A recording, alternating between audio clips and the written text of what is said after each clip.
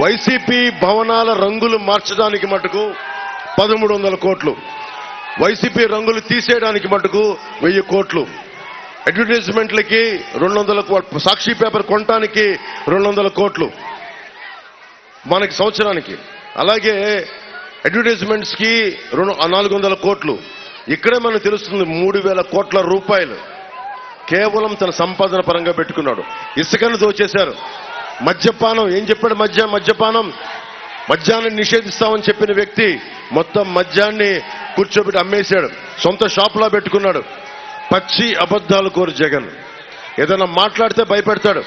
స్థానిక ఎమ్మెల్యే కావచ్చు, ఎమ్మెల్యే కొడుకు కావచ్చు, ఎమ్మెల్యే తండ్రి కావచ్చు.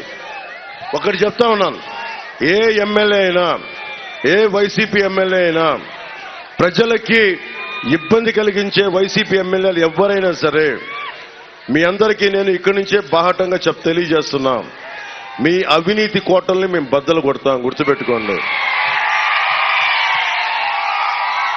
మీరు వైసీపీ అంటే భయపడకండి, యువతకు చెప్తున్నాం. మహిళలకి మీరు భయపడద్దు వైసీపీ అంటే. నన్ను నేను కుదించుకొని ఎక్కడ నెగ్గాలో కాదు, ఎందుకు తగ్గాలో తెలిసి అందుకనే కూటమి పెట్టాం. ఇప్పుడు మన కాంటూర్ సమస్య ఉంది. కాంటూర్ సమస్యని హ్యాండిల్ చేయాలంటే అది రాష్ట్రం గ్రీన్ ట్రిబ్యునల్కి వెళ్తుంది, పర్యావరణ శాఖలకు వెళ్తాయి. అప్పుడు కేంద్రం కావాలి. కైకలూరులో ఎందుకు బీజేపీకి మనం ఇచ్చామంటే, దట్టు కామినేని గారికి ఎందుకు ఇచ్చామంటే, మృదు స్వభావి, నిలబడతాడు, మాట మాట్లాడితే. ఆరోగ్య శాఖ మంత్రిగా బలంగా చేశాడు. మనకి ఉద్దానం సమస్యని నేను ఒక మాట చెప్తే చంద్రబాబు గారికి నాకు మధ్యలో అనుసంధానంగా ఉండి ఉద్దానం సమస్యని అడ్రస్ చేసిన ఆయన. వీళ్ళందరికీ కూడా నేను ప్రత్యేకించి ఇది కైకలూరు మన కాంటూరు సమస్యని గుర్తుపెట్టుకొని బీజేపీకి బాగుంటుంది అని చెప్పి ప్రత్యేకించి కామినేని గారు ఉండాలి అని చెప్పి కోరుకొని ఆయన అభ్యర్థిగా నిలబెట్టాం. గాజు గ్లాసు, కైకలూరులో మన గాజు గ్లాసు గుర్తు లేదు. ముఖ్యంగా జన సైనికులకి, వీర మహిళలకి, జనసేన మద్దతుదారులకి చెప్తా ఉన్నాను. వైఎస్ జగన్ ఏం చేశాడంటే, కుతంత్రంగా ఎవరో స్వతంత్ర అభ్యర్థికి గాజు గ్లాస్ గుర్తు కేటాయించారు, మన ఇక్కడ పోటీ చేయట్లేదని. కానీ మనం ఈరోజు కైకలూరులో మన అభ్యర్థి జనసేన, తెలుగుదేశం, భారతీయ జనతా పార్టీ ఉమ్మడి అభ్యర్థిగా మనకి కామినేని శ్రీనివాస్ గారు పోటీ చేస్తా ఉన్నారు. ఏలూరు పార్లమెంట్ అభ్యర్థిగా పుట్ట మహేష్ యాదవ్ గారు పోటీ చేస్తా ఉన్నారు.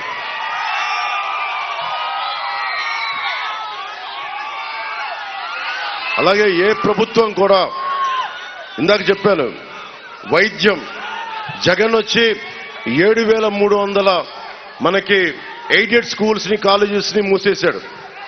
కొత్త స్కూళ్లు తెరవల. 62,000 మంది నుంచి 68,000 బిడ్డలు, 5 ఏళ్ల నుంచి 18 ఏళ్ల బిడ్డలు చనిపోయారు. ఒక్కడు మాట్లాడలా. 30,000కి పైగా ఆడబిడ్డలు అదృశ్యమైపోయారు. 25,000 కిలోలు గంజాయి ఈ రోజున కూర్చే హెరాయిన్ మత్తు మందులు వైజాగ్ పోర్ట్లో దొరికినాయి. ఎక్కడికెళ్ళు దాదాపు 23 లక్షల మంది యువత గంజాయికి, మత్తుకి బానిసలయ్యారు. మిమ్మల్ని అందరినీ మత్తులో పెట్టేస్తా ఉన్నారు. నాకు సరదా కాదు, వచ్చి నేను మిమ్మల్ని మీ గుండెల్లో ధైర్యం నింపడానికి వచ్చాను నేను రాజకీయాల్లోకి. భయపడకండి. భవన నిర్మాణ కార్మికుల కోసం మొట్టమొదటి గళమెత్తింది జనసేన, పవన్ కళ్యాణ్. భవన నిర్మాణ కార్మికులకు చెప్తా ఉన్నాను, మీ స్థిరీకరణ, మీ నిధులతో పాటు ముఠా కూలీలకు కూడా ప్రత్యేకమైన కార్పొరేషన్ ఏర్పాటు చేస్తాం. అది మీరు చూసే దాంట్లో మేనిఫెస్టోలో ఉంది.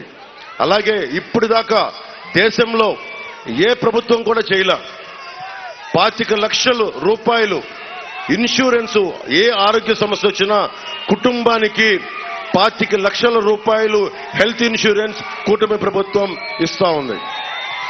ఇది ఇప్పటిదాకా భారతదేశంలో ఏ ప్రభుత్వం చేయలే. మనకి ఫీజు రీయింబర్స్మెంట్లు కానీ, ఏవైనా సరే ఆరోగ్యపరమైన మనకి మంచినీరు కానీ, ఇవన్నీ ప్రొవైడ్ చేసి చేయడానికి మేము సంసిద్ధంగా ఉన్నాం. నిర్ణయం మీది. మీరు చాలా జాగ్రత్తగా నిర్ణయం తీసుకోవాలి. ముఖ్యంగా యువతకి చెప్తున్నాను, మీ భవిష్యత్తు మీ చేతుల్లో ఉంది, మా చేతుల్లో లేదు. నా చేతుల్లో ఏముంది? మీ అందరికీ తప్పప్పులు చెప్పగలను. బయటికి వచ్చాను, మనకి కేంద్ర నాయకత్వంతో మాట్లాడాను, భారతీయ జనతా పార్టీ అలయన్స్ ని తీసుకొచ్చాను, తెలుగుదేశంని జనసేనని కలిపాను. శత్రువుని మనలో మనం కొట్లాడుకోకుండా మనందరినీ గ్రామాల నుంచి ఏకం చేశాను. కానీ నిర్ణయం తీసుకోవాల్సింది మీరు అటు ఆలోచించి ఇటు ఆలోచించి మేము వైసీపీ పథకాలు ఈ రోజున మనకి జగన్ ఇవ్వటం కాదు, మనందరి కష్టం. ఒక భవన నిర్మాణ కార్మికుడు కండ కరిగించి ఒక భవన యజమాని నిర్మాణం చేసుకుంటే 1000 రూపాయలు ప్రభుత్వ ఖజానాలోకి వెళ్తాయి. అలాంటి ట్యాక్సులన్నీ కలెక్ట్ చేసి మనకి ఇవ్వాలి. ప్రభుత్వం ధర్మకర్త ముఖ్యమంత్రి అనేవాడు. అక్కడ ఉన్న బ్యాంకులో డబ్బులు పెట్టుకుంటే అది బ్యాంక్ మేనేజర్ డబ్బులు కాదు. ఓకే, మాకు వడ్డీలు కావాలి. ఎవరికి వడ్డీలు ఇవ్వాలి అంటే, ఎవరికి ఫైనాన్స్ ఇవ్వాలంటే తిరిగి పే చేసేవాడికి ఇవ్వాలి. ప్రభుత్వం చేయాల్సింది అంతేగాని జేబులోంచి డబ్బుల్లాగా అందరికీ తీసి మేము వాడుకుంటాం, మా ద్వారంపూడి చంద్రశేఖర్ రెడ్డికి వాడుకుంటాం, మా మిథున్ రెడ్డి గారికి వాడుకుంటాం, మా పెద్దిరెడ్డి గారికి వాడుకుంటాం. అటవీ శాఖ మంత్రి పెద్దిరెడ్డి గారు రాష్ట్రానికి ఒక్కసారన్నా వచ్చి మన కొల్లేరు వైపు చూశారా? వచ్చి మాట్లాడారా? ఒరిస్సాలో ఉన్న బర్డ్ శాంక్చురీ లాగా ఎందుకు చేయలా?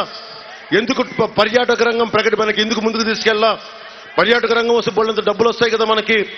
బోట్లు, షికార్లు, బిల్డింగ్లు అన్ని కూర్చోబెట్టంటే స్థానిక యువతకు ఉపాధి అవకాశాలు కలుగుతాయి కదా, ఎందుకు చేయలా? ఎర్ర చందనం కొట్టుకుంటా బిజీగా ఉన్నప్పుడు మన కొల్లేరు గురించి ఆలోచించే సమయం వాళ్ళకి ఎక్కడ ఉంటుంది? ఇవన్నీ మీరు ఆలోచించుకోండి. మీ భవిష్యత్తు కోసం వచ్చా. ఇంకొకసారి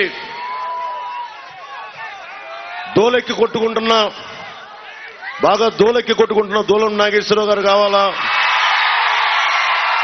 ఏం దౌర్జన్యం చేస్తారా వీళ్ళు?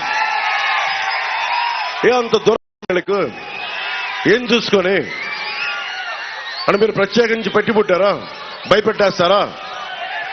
సమాజం మీరు ధైర్యంగా ఉంటేనే సమాజం నిలబడద్ది. ఎరుపు జెండా మీ ఇష్టంతో నా మీద విసిరేయటం కాదు. ఎరుపు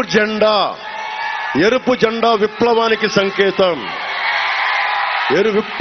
సంకేతం. ఎదురు తీసుకెళ్తే గుండె ధైర్యం రావాలి. నా ముందు హుషారుగా మీరు వేస్తే సరిపోదు, నా దృష్టిలో పడితే సరిపోదు. భారతమాత దృష్టిలో పడండి. ఆ ఎలుగెత్తే రెపరెపలాడుతున్న మువ్వెన్నెల జెండా